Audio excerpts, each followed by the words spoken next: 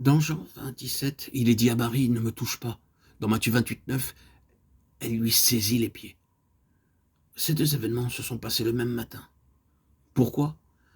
Avant qu'il ne monte au ciel, personne ne pouvait le toucher. Pourquoi devait-il monter? Hébreux 9, 12 donne la réponse.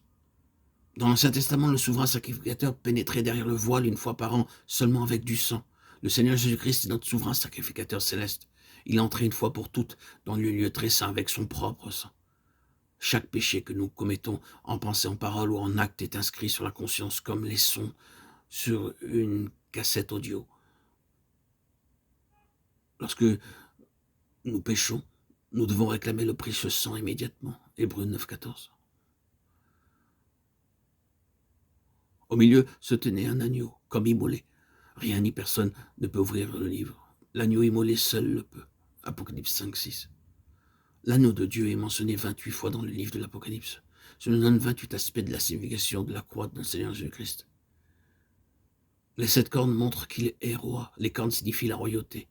Apocalypse 17, 12. Il est un roi céleste avec un royaume céleste. 1 Timothée 6, 14. Apocalypse 19, 16. Daniel 2, 44. Daniel 7, 14. Nous sommes invités à être des rois avec lui dans ce royaume. Plus nous serons purifiés par le précieux sang, plus clairement seront notre vision, notre compréhension spirituelle. Les 7 yeux parlent du grand secret de la plénitude du Saint-Esprit en nous identifiant avec la croix de notre Seigneur Jésus-Christ. Il n'y a pas de plénitude sans la croix.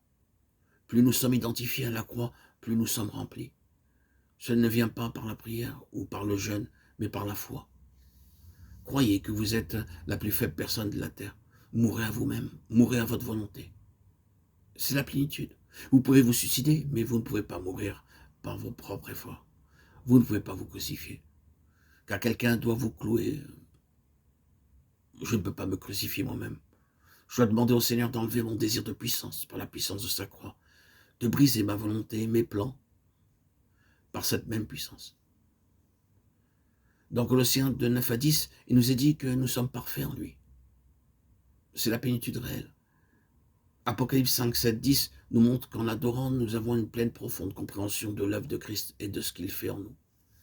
L'adoration est le grand secret de la plénitude. Beaucoup disent de longues prières, mais ce n'est pas l'adoration.